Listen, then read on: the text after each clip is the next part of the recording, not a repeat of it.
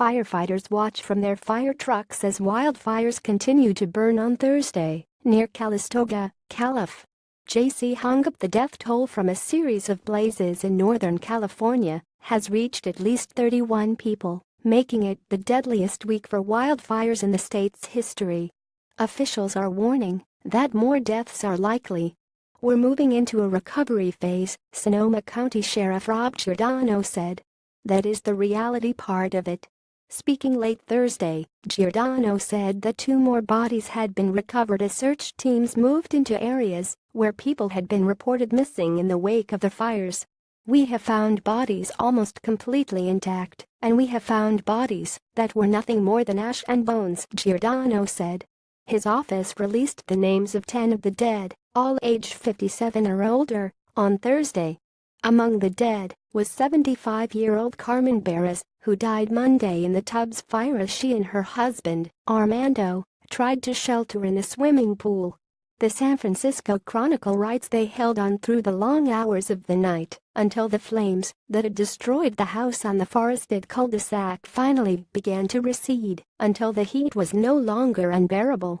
And just before daybreak, just as the worst of the inferno had passed, Carmen Barras stopped breathing. She died in the arms of her husband of 55 years. Her husband, 76, suffered serious burns but survived. A helicopter flies through the smoky sky to drop a load of water on a wildfire on Thursday in Sonoma, Calif. Rich Pedroncelli. The fires erupted on Sunday and were swept unpredictably by strong winds, destroying 3,500 homes and other structures in places familiar to most Americans only from the labels on bottles of wine. Sonoma and Napa counties have been hard hit, as have Mendocino, Yuba, Nevada, Butte, and Orange counties. 20 fires span 300 square miles. Most were less than 10% contained as of late Thursday. "We are not even close to being out of this emergency," said Mark Ghilarducci, director of the state's Office of Emergency Services. Firefighting crews, more than 8,000 strong, have been working for days with little rest on tough terrain with no real idea when it will end, NPR's Eric Westervelt reports on Morning Edition. "We're pretty exhausted. It's pretty steep terrain. We've been dealing with trying to save the structures," Sonoma firefighter Stephen Moore tells NPR, adding that has gotten very little sleep in 4 days of battling fires. "The winds aren't helping," Moore says. "All we can do is get to the structures as fast as we possibly can and save what we can." Shirley Zane, one of the district supervisors for Sonoma County, says she flew over communities that looked like war zones. "They looked like somebody had bombed them. The air quality is very dangerous right now," she tells NPR. "It's thick with brown smoke.